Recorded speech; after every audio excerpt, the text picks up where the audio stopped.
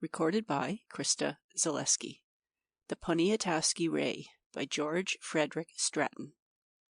By the San Ylata waterhole on the parched Appalachian Desert, the small party of United States troopers were cramped, the coatless, some shirtless men, sprawling and gasping, while the picketed horses stamped and grunted miserably. "Mojave Desert is some refrigerator to this," grunted Dial Harkin. "All the same, if it wasn't so cussed hot, there'd sure be a picnic in this campaign.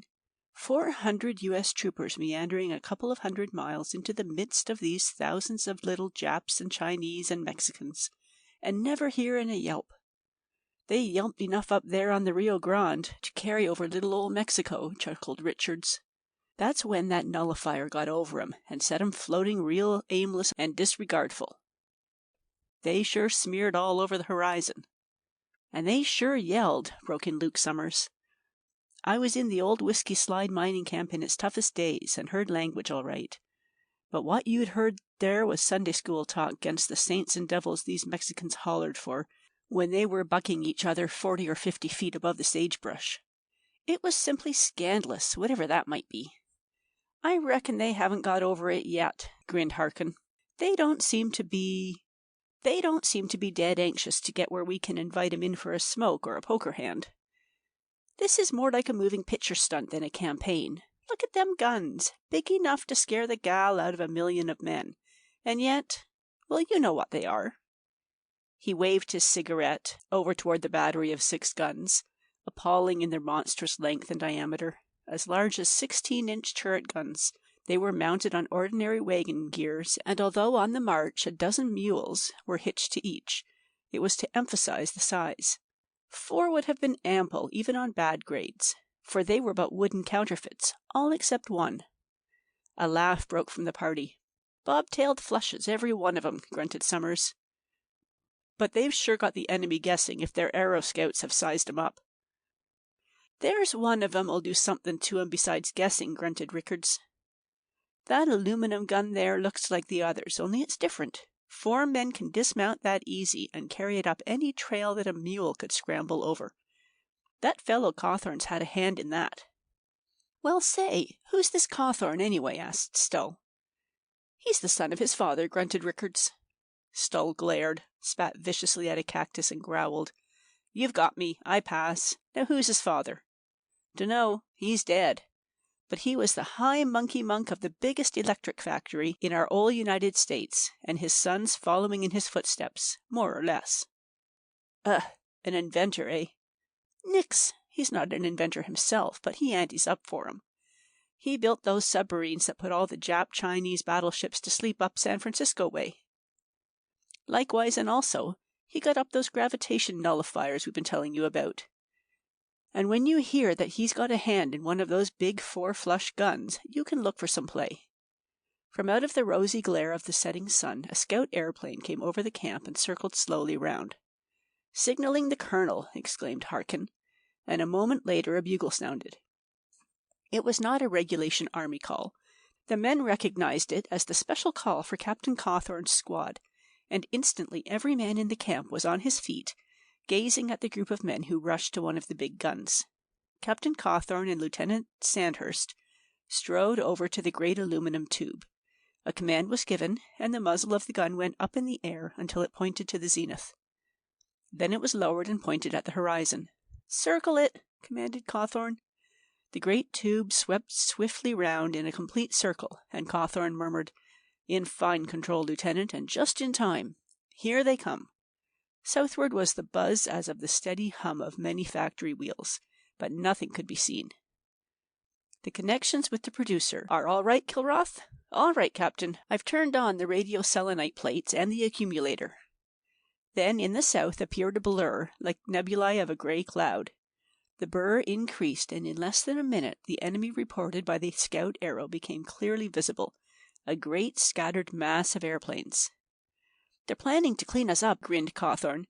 "I suppose every one of them carries bombs, but they little dream who's going to give the order to fire 'em." "They're 3 or 4 miles off yet," muttered the lieutenant. His binoculars were at his eyes, and after a steady look he said, "There must be 3 or 4 score of them, Captain." "Put that rapid-fire gun into action," commanded Cawthorn. Never mind the aim, just make noise." Then he sprang to the sighting instrument of the projecting tube and pointed it at the approaching arrows. "Switch in, Kilroth!" he exclaimed. Instantly a tiny ray of light, so nearly as blue as the sky as to be barely discernible, shot from the tube, and from the arrow fleet, a mile away and nearly a mile above the earth, came lightning flashes of flame with terrific crashes, drowning out the continuous rattle of the rapid-fire gun. Cawthorne swung the tube across the sky, with some little deviation in the elevation, and that ray, the marvelous Poniatowski ray, fired every bomb, every gun, and every holstered revolver among them. The gasoline tanks went as instantly, wrecking the airplanes. Even the few which had not been caught in the first sweep of the ray, and had circled round to one side, were caught by the swift, well-judged movement of the projector. Within 1 minute, that fleet of over 80 airplanes had come to the earth, most of them smashed to splinters by their own explosions, the others crippled by the nearby concussions or collisions. "Good work!" exclaimed the lieutenant. "We've put every one of them out of commission in less than half a minute. Hello! What's that mean?" A shrill bugle call rang out, "Saddle up!" and all the men of the command were instantly on the jump. Colonel Rutherford, who was in general command of the expedition, strode up to Cawthorne. "That's simply miraculous work, Captain. But it breaks up this night's camp. We're 40 miles yet from the coast, and we must cover that before the enemy has time to figure out how to meet this astounding attack. One plane got away and will report it all." "I think they'll lay it all to that rapid-fire gun, Colonel.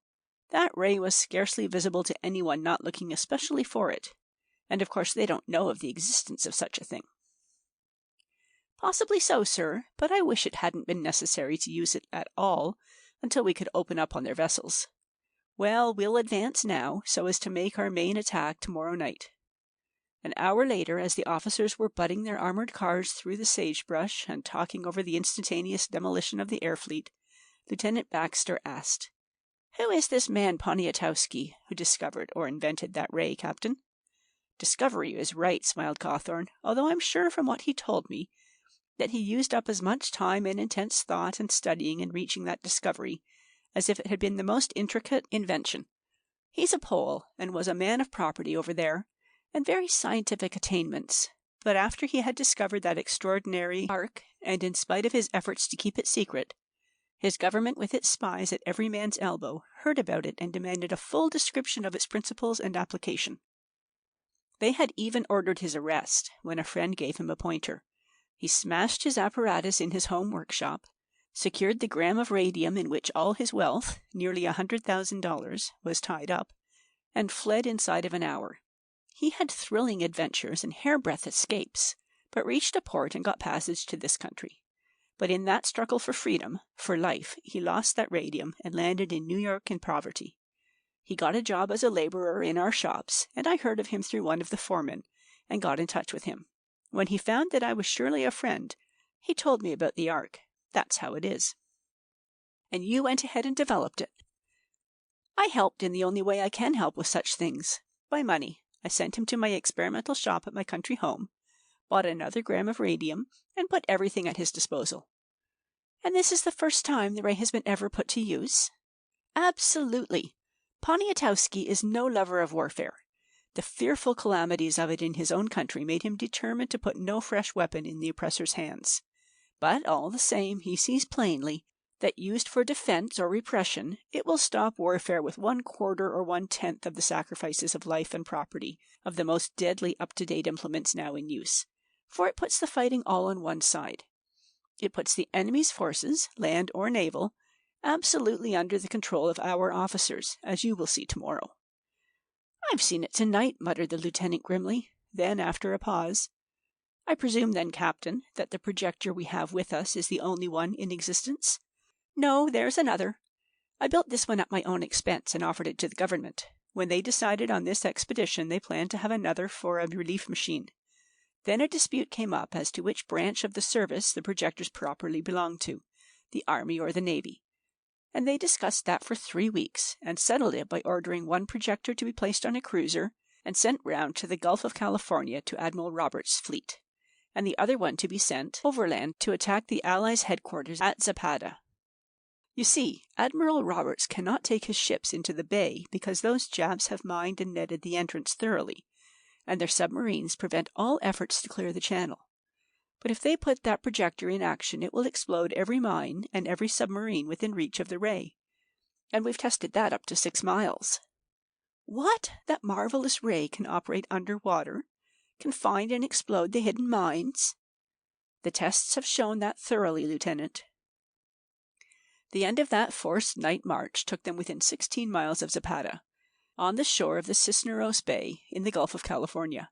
Here was the supply base of the Allied Mexicans, Japs, and Chinese, the latter two furnishing from their great fleet of transports and supply vessels the munitions which the Mexicans were deficient in, their supply from the United States being of course shut off. A scout arrow came in and reported that the enemy had cut a trench 5 miles from where Rutherford's command was, and had an immense body of men excavating a second trench between the first and Zapata. As that report was made, firing from the first trench commenced, and shells began to drop, although the range and the aim were inaccurate. "We've got them guessing pretty bad, if you're not scared," laughed Cawthorne. "Digging trenches to protect 20,000 men from 400. Those gravitation nullifiers aren't forgotten yet, and the mysterious explosions of their air fleet haven't quieted their nerves any. Send an order back to our airplanes to advance immediately with the 2 gravitation nullifiers," commanded the colonel. The crews of the Arrows were bivouacking 5 miles in the rear, but in 10 minutes they were flying swiftly over the command, one of them coming to the ground to pick up Cawthorne. From the first trench came volleys of shot and shell, but the Arrows had risen 3,500 feet and no missile reached them. Then the little bullet-like metallic attractors were scattered from the escort arrows upon the trench below, and the gravitation nullifiers numbers 3 and 4 went into action. The gravitation of everything below them instantly disappeared. Heavy guns, being fired as the nullifier influence reached them, recoiled as if they had themselves been struck by a 10 times larger shot than they had fired. Japs and Chinese floated out of the trench, clutching frantically at each other, or at the wafting cannon or small arms with which they were now mixed. So on to the second trench, where men with picks and shovels found their weight gone, where boulders which 2 men with difficulty tossed out of the trench suddenly lost the earth's attraction and drifted away in utter aimlessness. Mules hitched to ammunition and supply wagons, frenzied by the astounding conglomerate of men, weapons, and rocks which floated against them, pranced into the air and failed to regain any footing. The demoralization was complete. But from a relief trench guard which was approaching from Zapata came a chance shell among Rutherford's men, and exploding, wrecked the projector, put Captain Cawthorne to the ground, and killed 3 others. Kilrath sprang to his captain, slipped his arm under his head, and asked, "Where are you hurt, Captain?" "Leg smashed again," grinned Cawthorne. "Get me the other if you can, Kilrath." Kilrath glanced at the debris of the shattered poplar and steel wire which had been his captain's false leg, and with a muttered "Thank God," dashed away to the supply auto, where a substitute had been carried. As he came back, Cawthorne was sitting up, gazing ruefully at the wrecked projector. "It all depends on the Admiral now, Kilrath. We're out of the game, except for the nullifiers. They can probably protect us in our retreat to the Rio Grande." "Hard luck," grunted Kilrath. "They should have let us have both projectors. 400 troopers with only 1 effective weapon set out against 20,000 of the enemy, not counting their fleet." The colonel came up, glanced at Cawthorne adjusting the fastenings of his false leg, and exclaimed, "I didn't expect to see you able to move. It's fortunate for all of us that you were not injured." Cawthorne shrugged his shoulders. "The only possible use I have been to your command, Colonel, is smashed out of commission, almost out of recognition." He pointed to the wrecked projector and added, "I suppose that means that we draw out of the game now." "Only as far as that cannon," asserted the colonel grimly.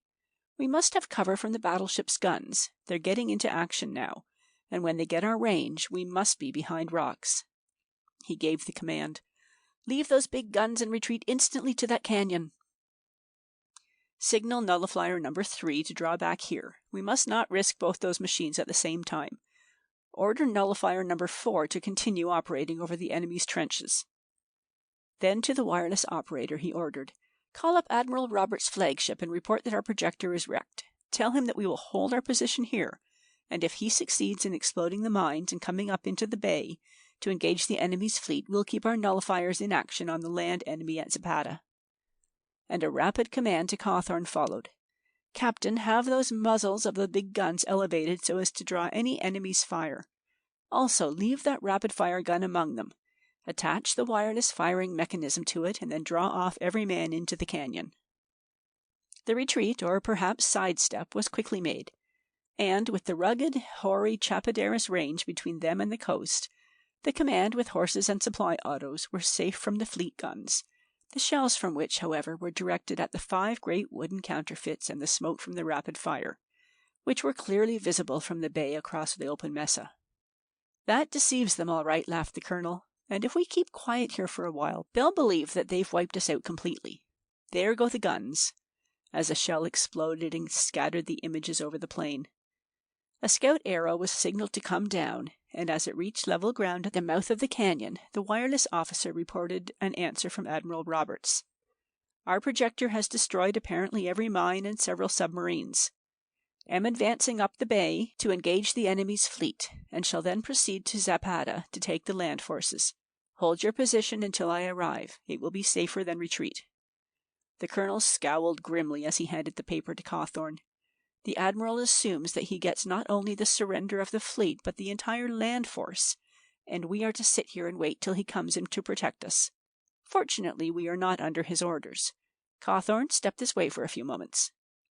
10 minutes later, the 2 officers grasped hands, their faces beaming, and Cawthorn strode over to the scout arrow, climbed into the seat, and went into the air, heading across the great Cisneros Bay. With him were the operator and a wireless man. They passed directly over the Japo-Chinese fleet, 16 battleships, 7 of which were the most modern and powerful dreadnoughts ever designed. Every vessel was under steam, and while 2 had run up close to the Zapata shore in order to meet any further attack from Rutherford's command, the other great ships were speeding down the bay toward the point around which Robert's fleet would have to come. The arrow flew swiftly, and the 18 miles to the point were quickly covered. Beyond it, they saw the stars and stripes floating from the fleet, which was moving very slowly. One vessel only, a light cruiser, was pushing ahead, and through his glasses Cawthorn saw the big projector tube at the bow. Almost at that moment, the cruiser slowed down as her nose poked round the great perpendicular Vaquera rock, which had obstructed any view of the enemy, and as she reached that position, the projector tube was swung over to port, pointing at the approaching Jap battleships 4 miles up the bay. With a gasp of delight, Cawthorn saw the puffs of smoke from every turret of those vessels, and the next instant the crash of the detonations reached them.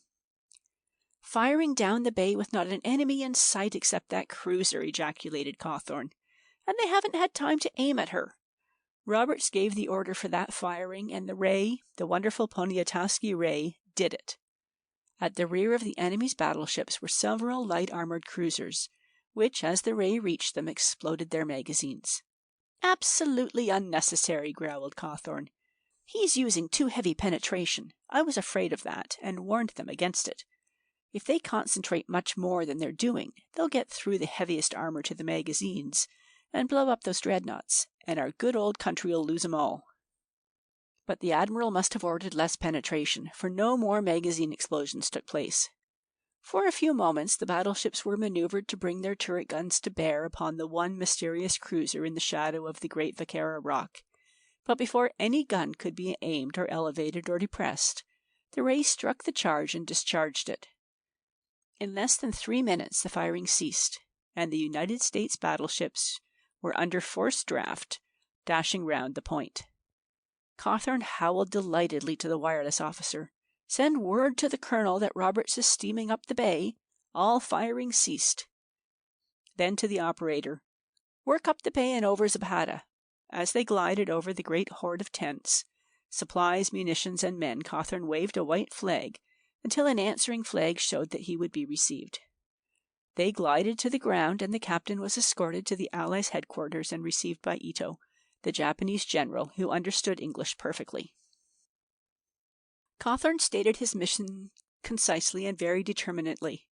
"Your fleet is silenced, General, by the marvelous ray projector which Admiral Roberts has, a duplicate of which destroyed your aerofleet today. The power of that ray has not been fully demonstrated to you yet, for if the penetration was increased to capacity, it would explode every magazine behind the heaviest armor on the greatest dreadnought out there. And if we put our land projector into action against your camp here, not one grain of explosive will escape. Your entire force will be annihilated. I am ordered by my commanding officer to demand your unconditional surrender." An hour later, 2 wireless reports were sent to Washington.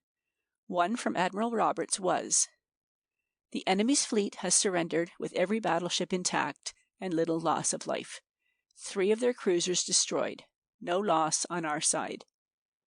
Ed S. Roberts, Admiral of the Fleet in Cisneros Bay." That from Colonel Rutherford was, "The entire land force of the enemy at Zapata surrendered to this command at 4:45. Our projector destroyed early in the operations, but the nullifiers completed the attack. M. J. Rutherford, Colonel of the Cisneros Expeditionary Force at Zapata."